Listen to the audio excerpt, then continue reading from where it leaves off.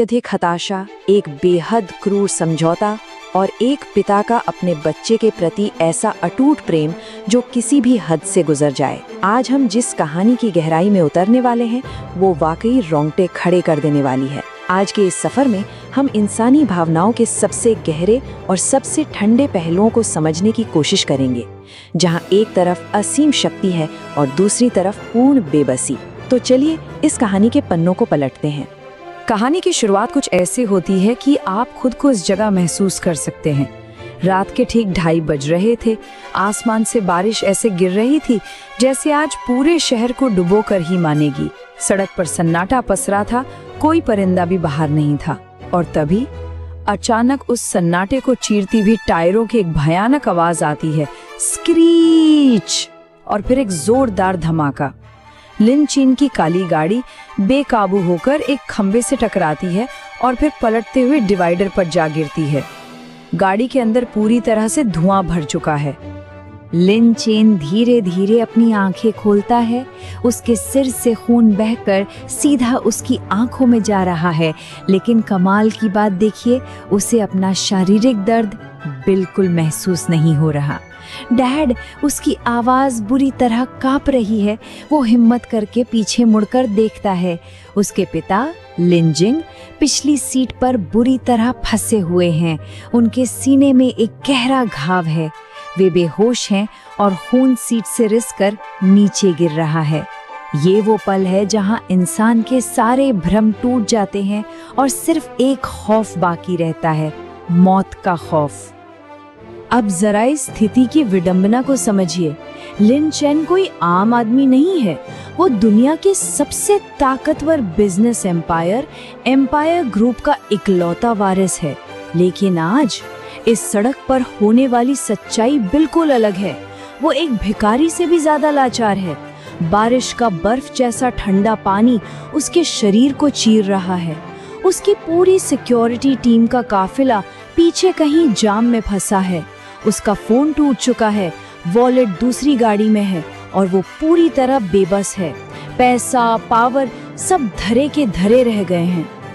लिन chain पूरी ताकत लगाकर गाड़ी का दरवाजा खोलता है, बाहर गिरता है और घुटनों के बल सड़क के बीचों बीच बैठकर चीखता है, कोई है, मदद करो। लेकिन उसके दर्द भरे सवालों का जवाब सिर्फ बादलों की गड़गड़ाहट देती है। उसके पिता की सांसें उखड़ रही हैं और तभी दूर से हेडलाइट्स की रोशनी उस घुप अंधेरे को चीरती है। एक बड़ी, लंबी और बेहद लग्जरी कार धीरे धीरे वहां से गुजर रही है। बिना एक सेकंड सोचे लिन चेन उस कार के सामने जाकर खड़ा हो जाता है। अगर कार नहीं रुकती तो वो कुचल जाता, लेकिन कार के ब्रेक जोर से लगते हैं। भागकर लिन चेन खिड़की के पास जाता है और यहीं से शुरू होता है शिन्यू के साथ एक ऐसा क्रूर समझौता जिसकी आप कल्पना भी नहीं कर सकते।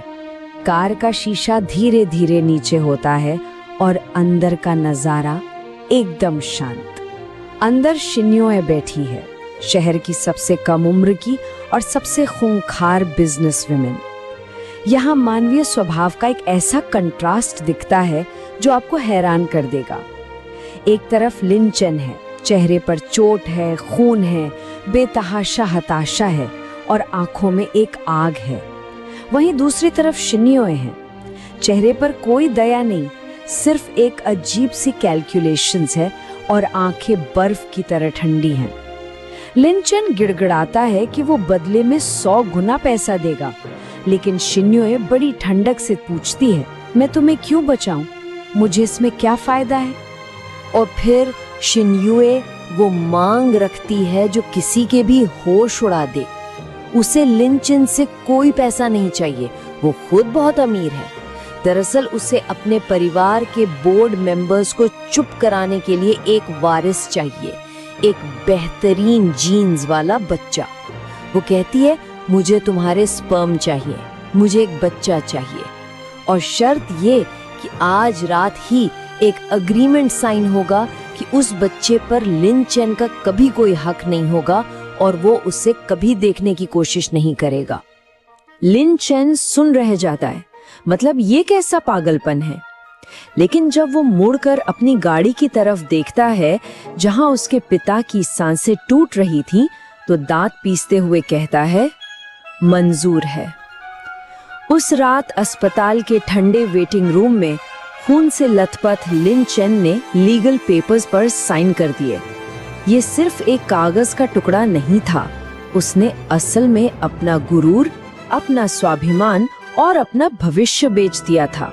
नए वारिसों का जन्म होता है। इस 1 साल की टाइमलाइन बिल्कुल योजना के मुताबिक चलती है।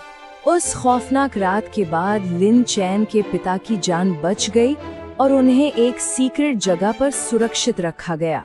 और इधर ठीक 1 साल पूरे होने पर शिन युए जुड़वा लड़कों को जन्म देती है। लेकिन जन्म के बाद दोनों की प्रतिक्रियाएं देखिए, जमीन आसमान का फर्क है।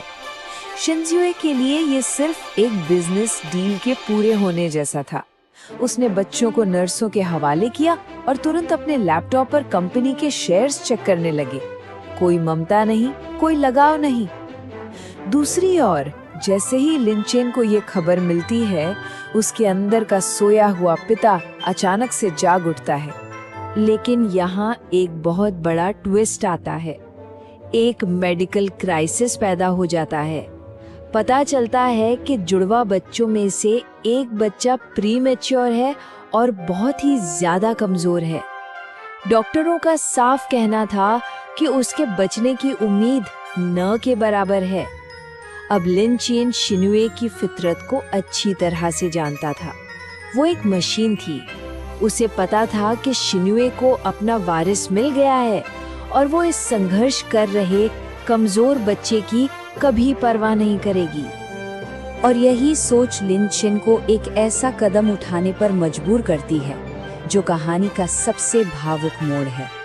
अस्पताल में आधी रात। उसी रात लिन चेन अस्पताल पहुंचता है, लेकिन ध्यान दीजिए, वो अब सड़क पर मदद मांगने वाला बेबस लड़का नहीं रहा।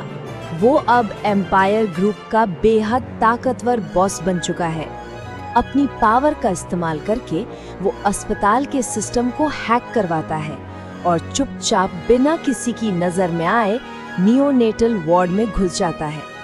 वो शिन्युए को अपनी असली पहचान नहीं बताना चाहता, वरना वो बच्चों का पीछा कभी नहीं छोड़ती। वार्ड के अंदर का नजारा दिल चीर देने वाला था। कमरे में 2 मशीनें रखी थी। एक में स्वस्थ बच्चा था जो बिल्कुल गहरी और शांत नींद में था, लेकिन दूसरी मशीन में एक बेहद कमजोर पीला पड़ चुका बच्चा था जो अपनी हर एक सांस के लिए भयानक संघर्ष कर रहा था। ये मंजर देखकर उस सख्त और ताकतवर लिन चेन के कदम लड़खड़ा जाते हैं। वो उस कमजोर बच्चे के पास जाता है और जैसे ही वो अपना हाथ मशीन के अंदर डालता है, उस नन्हे और बेहद कमजोर बच्चे ने अपनी छोटी सी मुट्ठी में लिन चेन की उंगली को कसकर पकड़ लिया। बस उसी पल दुनिया का वो सबसे कठोर अरबपति फूट फूट कर रो पड़ता है। उसकी आंखों से आंसुओं का सैलाब बह निकलता है। पिता के बेइंतहा प्यार से सराबोर होकर लिन चेन कहता है, मैं तुम्हें यहाँ मरने के लिए नहीं छोड़ सकता मेरे बेटे। वो उस छोटे से बच्चे को अपने सीने से लगा लेता है, उसे अपने बड़े से कोट में सुरक्षित छिपाता है और रात के घने अंधेरे में अस्पताल से गायब हो जाता है। और इसके बाद शुरू होता है एक बहुत बड़ा कवर अप। लिन चेन के आदमी अस्पताल का पूरा रिकॉर्ड ही बदल देते हैं। अगले दिन शिन्युए को कोई शक ना हो, इसलिए नर्सें उसे यही रिपोर्ट करती हैं कि उस कमजोर बच्चे की मौत हो गई और उसे दफना दिया गया है। और शिन्युए का रिएक्शन बिल्कुल शून्य। अपनी ठंडी और क्रूर फितरत के अनुसार उसे इस खबर से रत्ती भर भी फर्क नहीं पड़ा। वो पूरी तरह से उदासीन रही, क्योंकि बोर्ड को दिखाने के लिए उसके पास एक सुरक्षित और मजबूत वारिस तो पहले से ही मौजूद था। उसका काम तो हो गया था। लेकिन जरा कल्पना कीजिए, ये कहानी यहीं खत्म नहीं होती। ये एक ऐसा सवाल छोड़ जाती है जो किसी को भी सोचने पर मजबूर कर दे। क्या होगा जब उस खूंखार और पत्थर दिल शिन्युए को ये पता चलेगा कि जिस बच्चे को वो मरा हुआ समझकर पीछे छोड़ आई थी वो जिंदा है? और सबसे बड़ी बात, क्या होगा जब उसे पता चलेगा कि उस मृत बच्चे और एम्पायर ग्रुप के उस ताकतवर बॉस के बीच गहरा संबंध है? सोचिए, जब ये दोनों ताकतवर हस्तियां आमने सामने होंगी तो उसका अंजाम कितना भयानक और विस्फोटक होगा।